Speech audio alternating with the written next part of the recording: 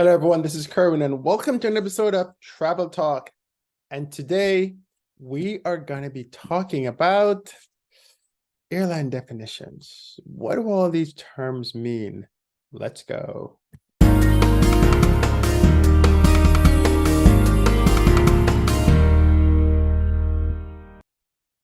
Okay, so my background today is I'm in Dallas, Fort Worth, waiting for my flight. It's a late flight, sun setting in the background. Houston, despite its hot weather, Texas rather, have really good sunsets.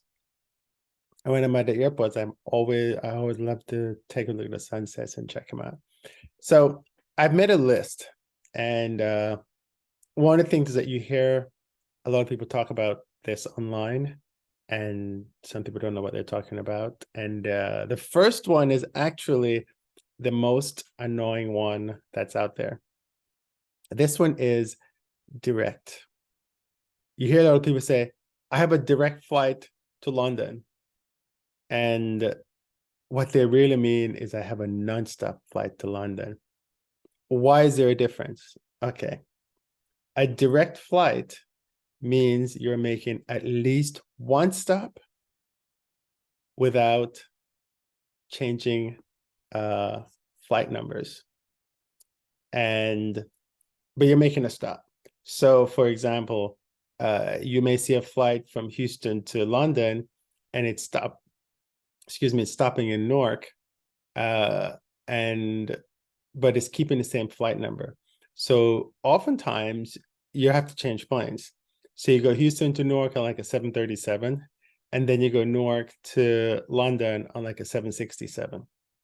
Back in the day, Houston Continental wanted to show that you can fly from Houston to, say, Rome, as competition, right? Or Houston to, say, Paris as competition.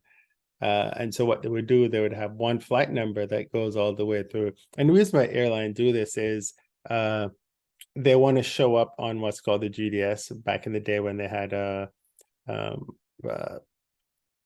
travel agents would book your flights mostly, and on the systems you would have the same flight number, although you do make a stop. So you would show up right behind the nonstop. So you would see Houston to, say, London on British Airways nonstop, and then you would also you'd see Houston to London on Continental, but it's one stop over Newark because that's where Continental's headquarters is. So a direct flight makes at least one stop. A non-stop flight makes no stop. By definition, non-stop means it makes no stops. So there are a lot of famous direct flights out there. For example, there's a 5-stopper that's in Micronesia, and it used to be served by Continental Micronesia. It's now served by United, because United took over Continental and all its holdings, and Continental Micronesia was one of the holdings. And this flight starts in Guam and ends up in Honolulu, and also goes in the other direction. And in between, it makes about 5 stops. Now, I may say them out of order, but it would do Honolulu, and then it used to actually do Johnston Island, and it stopped doing Johnston Island because Johnston Island is a military base, and you can't get off there. And so they've stopped doing Johnston Island many years ago. But it now does Honolulu, I think, to Majuro, which is the longest segment, like 3.5 hours. That's like from Houston to New York in essence, but it's all over water. And then I think it does Majuro to Ponape to Kwajalein, and then it goes to Chuuk, and then finally goes to Guam. Some days the flight will operate only 3 segments, but it's primarily going to be 5. There's another one of these that goes in, it's called the Milk Run. It goes from Alaska, from Anchorage to Seattle, and it makes about 3 or 4, 5. I think it's 5 stops in between. I think it's Alaska Airlines 65. There's also one in the Caribbean And the one in the Caribbean is called the French Connection. Starts in Miami, and it goes from Miami to Port-au-Prince, Haiti. And then it goes to Guadeloupe. Then it goes to Martinique, and then it goes to Cayenne, French Guyana. And that's all. And what it does is actually feeding all the Air France flights that are coming from Paris into these cities, and it feeds them as you go down. It's actually quite cool. I took it once with a friend of mine, got all the way to Cayenne, and when we got to Cayenne in French Guyana, we realized that they had some kind of turmoil in French Guyana. They were protesting oil prices, and so all the roads to the airports were blocked. And so we couldn't continue our journey because we are going to take from Cayenne to Orly, which is actually a French domestic flight since Cayenne, French Guyana is a French territory. So you just go to Orly, you wouldn't have to go in any passport or immigration because you already did it when you arrived in the French territory, which is actually very cool. But weren't able to do it because we couldn't get on the flight. We were flying Space Available at the time, and we couldn't get on that particular flight, and so we had to backtrack. And the scary thing about this was you need a malaria shot for Cayenne. We didn't have one, but they allowed us to get out anyway. And the mosquitoes in Cayenne are huge, like huge mosquitoes. And so we got out and we're just like doing this the whole time, because we didn't really get bitten by mosquitoes. And then we came back. We couldn't go into the city. We decided this is just walking outside the airport. The airport's like in the middle of nowhere. And then we eventually had to go back. So we barely made the flight back to it. It gets more exciting. They flew in the crew from Paris to Orly to do the flight back. And so that crew that flew in from Paris, the extra crew, they flew the flight back, but the crew that came in continued to Guadeloupe because they couldn't go into the city because they couldn't get their roads were blocked, so they couldn't go crew rest in the city. So as a result, the flight that goes from Guadeloupe from Cayenne to Guadeloupe was full and overbooked. And we got like probably the last 2 seats or so on that particular flight, and we were able to get to Guadeloupe that night, overnighted, and then the adventure got better. We end up having to buy one-way tickets to San Juan on ATR run by American Eagle at the time for like $500 because we couldn't get out and it was last minute, and we just had to buy a ticket. So a little digression, but you know, the fun times of flying airline employees Space Available. So that gives an idea of what a direct flight is and what a nonstop is. Again, nonstop by definition makes no stops. Direct flight makes at least one stop without changing flight numbers, but you can change aircraft type. Okay. Cabin of service. Cabin of service is the part of the airplane that you're in. So you've got the first class cabin, you've got the premium economy cabin, you've got the business class cabin, you've got the economy class cabin. That is what's called the cabin of service. The class of service is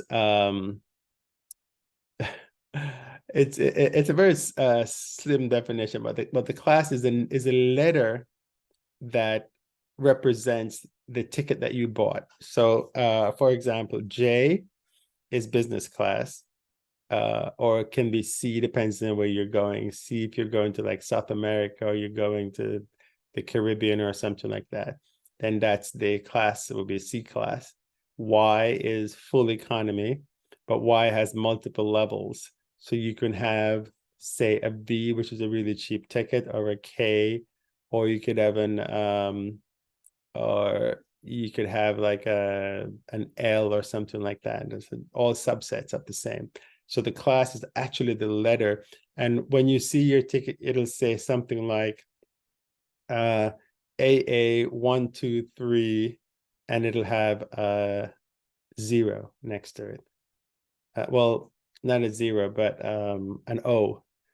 And it's You'll see it. It shows up on the ticket that you have, and that just says you booked your ticket in O class.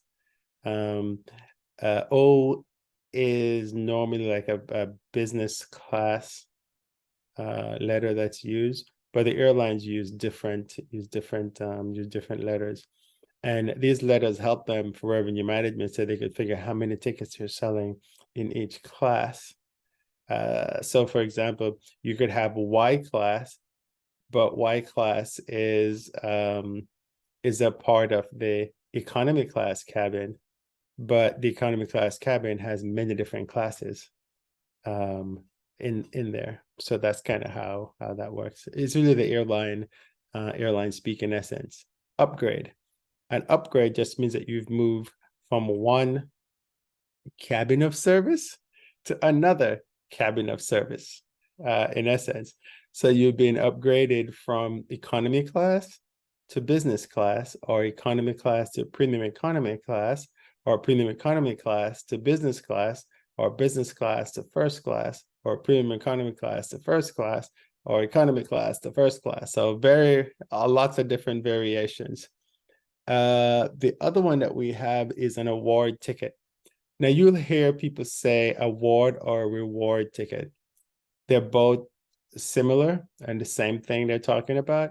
An award ticket or reward ticket is you've used your points or your miles that you've earned on the airline, either from credit card spending or actually flying a flight and getting credit for that flight. And then you use the accumulated points to buy a ticket. So for example, let's say you're going Houston, London, and you're going to fly in American Airlines or British Airways, and it's 30,000 points. What they do, they allocate a certain number of points for each route that you're going to be flying. So if you want to fly the route we're talking about, it's 30,000 in economy class, let's say it's 60,000 in business class. Then you go into the website, you try to book it, and it tells you how much it is. You also have to pay. There's also a charge. Usually it's the taxes that you have to pay, or sometimes the airlines have an airline surcharge that you have to pay. And so that's what an award ticket is. So it's basically you're being rewarded for buying a flight, for taking flights. Same thing happened with hotels. You have awards for hotels, and it's the same concept. The next one we have is a delayed flight. Now, a delayed flight just means that your flight is not departing at the scheduled departure time. That's really all it is. Contrary to a canceled flight, which means that the flight is not departing. It's canceled. It's not going anywhere. You are entitled to a refund or to be rebooked by the airline. The delayed flight, you're just waiting for it to leave. And sometimes you have what's called rolling delays, which means that they don't know when it's leaving. Now, as a flyer, I am pretty good at recognizing rolling delays. I just had one recently. I was going to New York, and I got to Dallas. I had a 3-segment flight. I was doing Houston to Dallas, Dallas to Washington, D.C., DCA, which is Washington Reagan National Airport. And then I was going to go to LaGuardia. Well, I needed to be in LaGuardia at a specific time. And I noticed that the flight from Dallas to DCA was delayed. And then they said the airplane was too hot inside. And so I know what time I had my connection. And knowing that, I said to myself, well, this is not going to work. So I went up to the agent and I said, look, you have a rolling delay. I have a connection in Washington National, and I'm going to miss it if this continues. And I knew that. She said, well, you need to go to the customer service.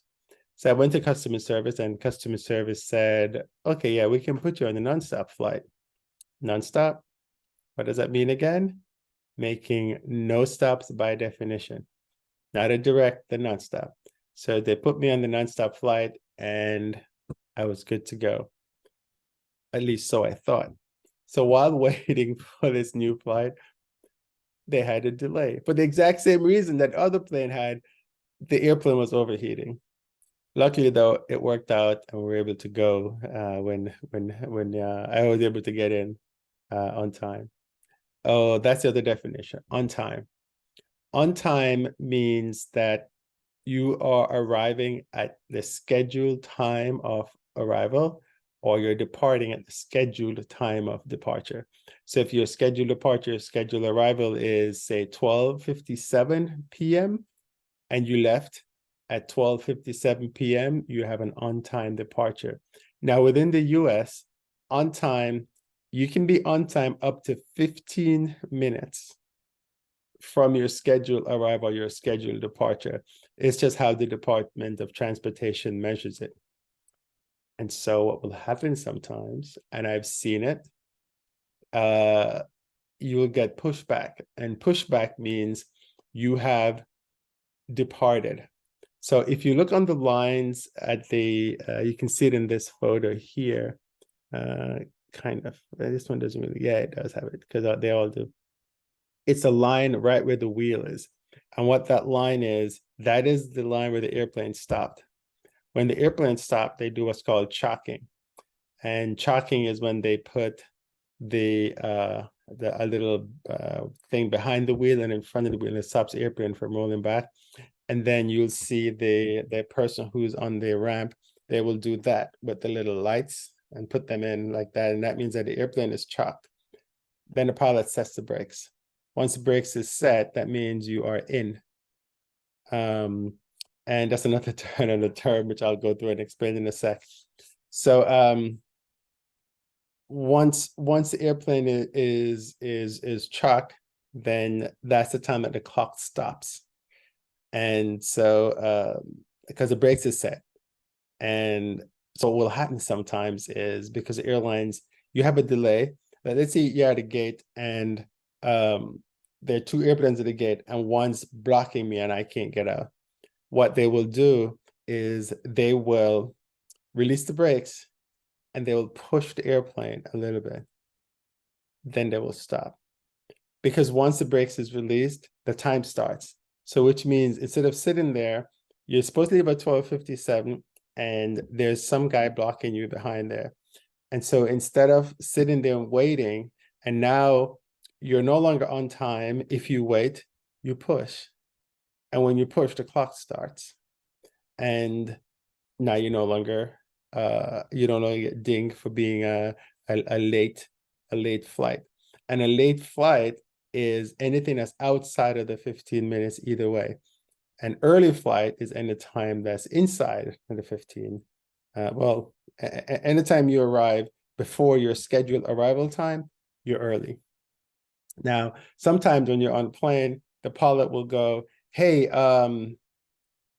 we're going to be arriving early today. And I'm like, no, we're not, because we're not going to have any gate when we get there, because everything is all scheduled. And so if there's a delay at the gate, then the airplane that's coming in won't be able to go because there's somebody sitting at the gate. The gate spaces at airports are very minimal and lucrative. So, and airlines only have so many gates at the airports. So if I'm at D20 in this example, and I'm supposed to arrive at D20 because I've already told all the people who are leaving to come to D20 and wait. But the airplane that's sitting there is late. And so the new airplane is supposed to take the flight out, arrives, and somebody is still at D20, then they have to wait. But sometimes the wait is so long because that airplane at D20 has an issue. So then they have to find another gate. And so you'll hear the captain go, ladies and gentlemen, we've arrived in Dallas, Texas, but there's somebody at our gate. We will wait for a few minutes and see if we can still get our gate. They come on later, like 10 minutes later. I'm sorry, there's still somebody at the gate. We've been assigned a new gate. This changes everything, because now there were people already waiting inside the airport at D20 to take that flight to someplace else. But that flight is no longer coming to D20. So what you hear in the airport is you hear the agent comes on and said, attention, everybody who's going to Houston. There's been a gate change. Your new gate is A20. So now you have the mad rush to go from D20 to A20, which in Dallas is not easy. So that's kind of what's happening in the background. So the airlines try not to do gate changes, which is another term, because that messes up everyone, including the crew, because now the crew that's supposed to do that has to leave as well, and they have to go to that gate. And everybody has to be notified that the flight to Houston is no longer leaving from D20, it is now leaving from A20. Also, the baggage is different because in Dallas, you pick up your bag, depending on which terminal you leave, you pick up your bag in that terminal. But now there's also people who are waiting for those passengers who are getting off at D, and they were going to pick them up at D. Now they can't pick them up at D. They have to go to A to pick them up. Even more interesting if it's international, or if you have transfer bags. Because if you're transferring a bag, then the person who's picking up your bag has to pick it up from A20 instead of D20.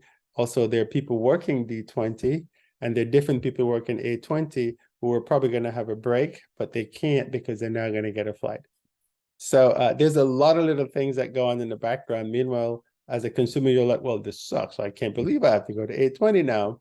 You have to go upstairs and take the train over to A20, which is probably going to take 10 to 15 minutes.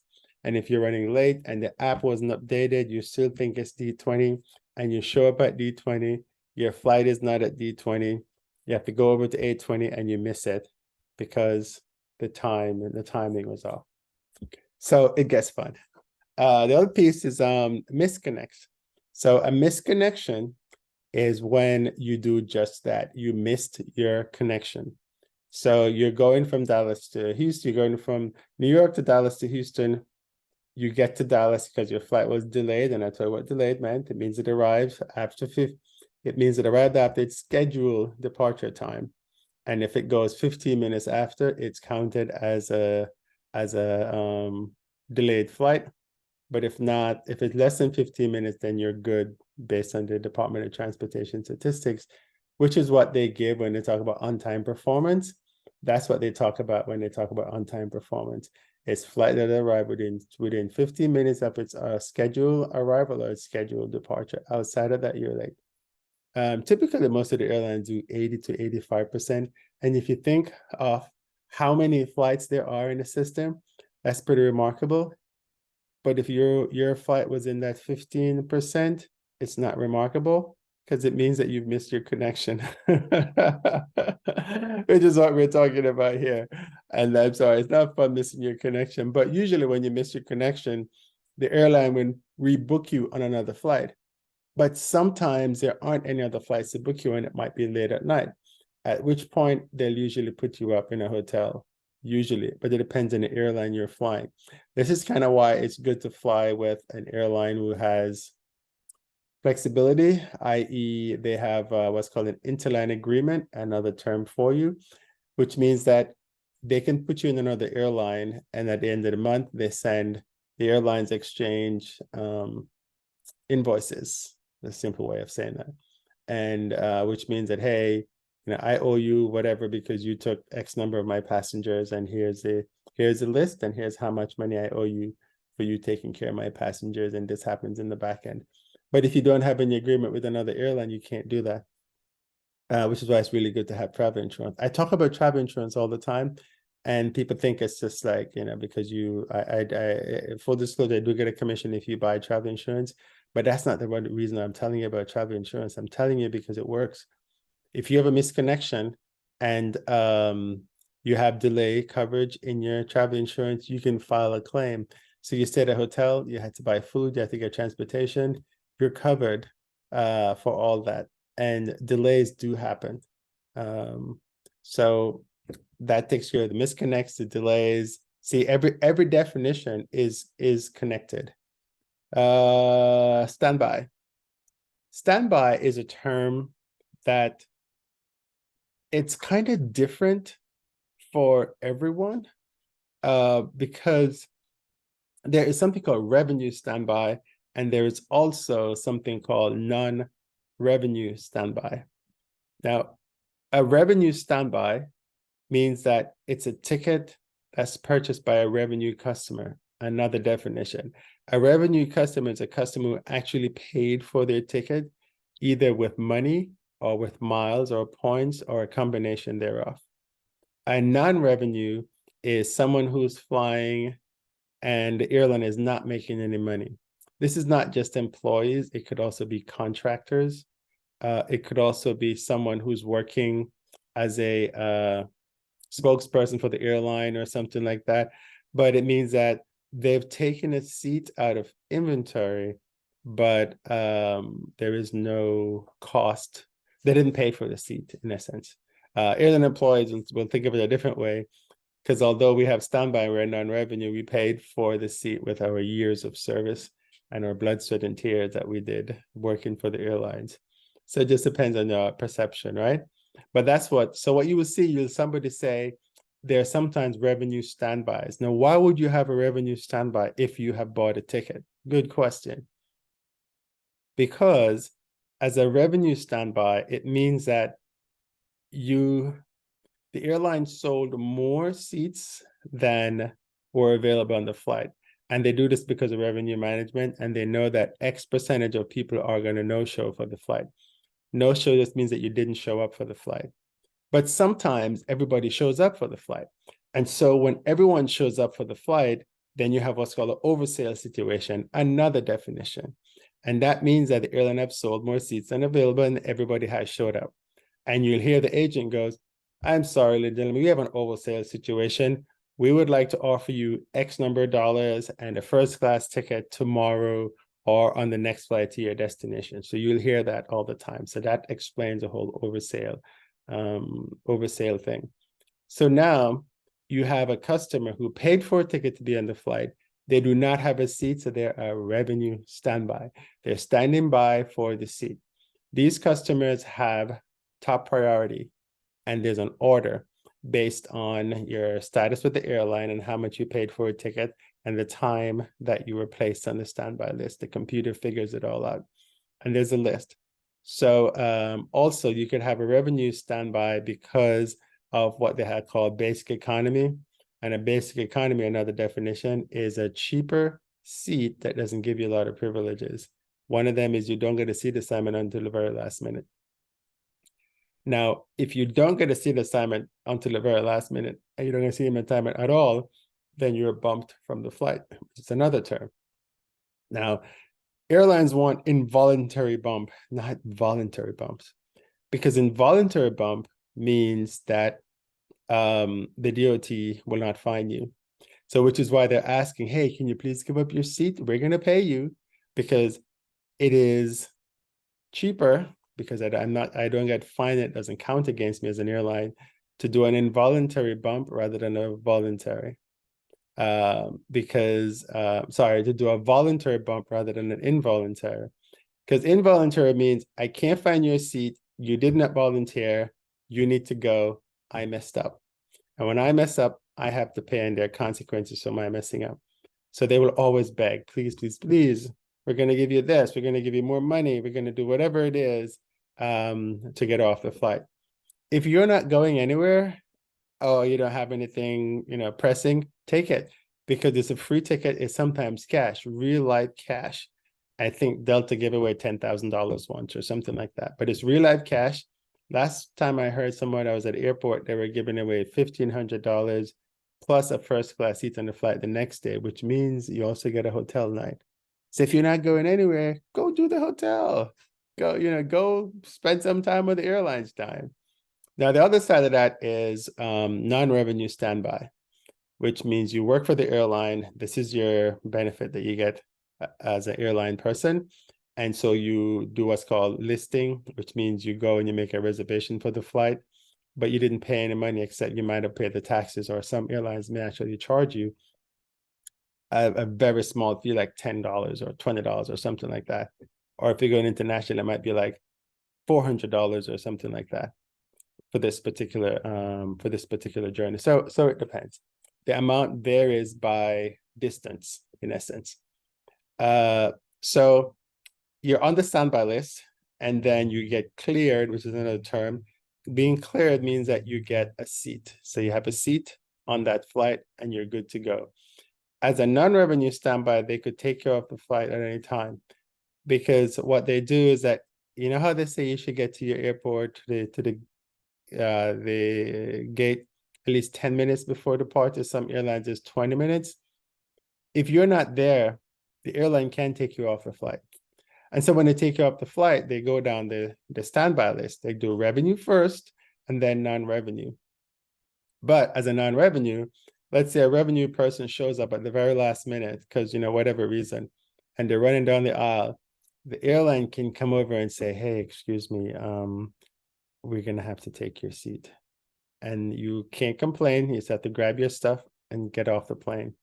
It's happened to me before, sitting in business class, all set, everything is ready. And they came over and said, Mr. McKenzie, I'm sorry, we're going to have to take your seat. And I'm like, no, internally. And I go, sure. And I had to get off the plane. And then somebody else came and took my seat, and well, took their seat because I was sitting in their seat because they didn't show up. So the whole thing, there's a whole thing that goes around making everything works. It looks like the airlines doesn't know what they're doing, but they do. And they do everything for a reason. Of course, everybody makes mistakes, right? And we I won't go into that, but there's been a lot of things that's happened to passengers because the flights were overbooked. Now, customers don't understand how the system works. All they know is that I had a seat in the flight and I lost a seat. How come? Well, I'm kind of trying to explain that, how that works. Okay, so let's go up. We got up to standby. We talk about revenue, talk about non-revenue. We talk about even being bumped. And then I threw in a whole bunch of other terms in there while I was explaining that. So I hope this gives you a little perspective of how the airline works. And I'm not here to take up for the airline, I'm just here to tell you how it works. So next time you can next thing you get bumped off a flight or you're in an oversell situation, you'll actually understand what is it that they're saying, or you hear my flight is delayed, or they have a rolling delay, or I've arrived on time. You understand what arriving on time is. Or the next thing at the gate and you feel the airplane move back a little bit and then we're not going anyplace, you can understand what's happening in the background. So this is Kerwin with Travel Talk. Sorry, this is a little lengthy one, but I wanted to explain these terms so you understand what they mean. Have a great trip. And hopefully your flight will not be delayed. You'll have on-time performances. Talk to you soon.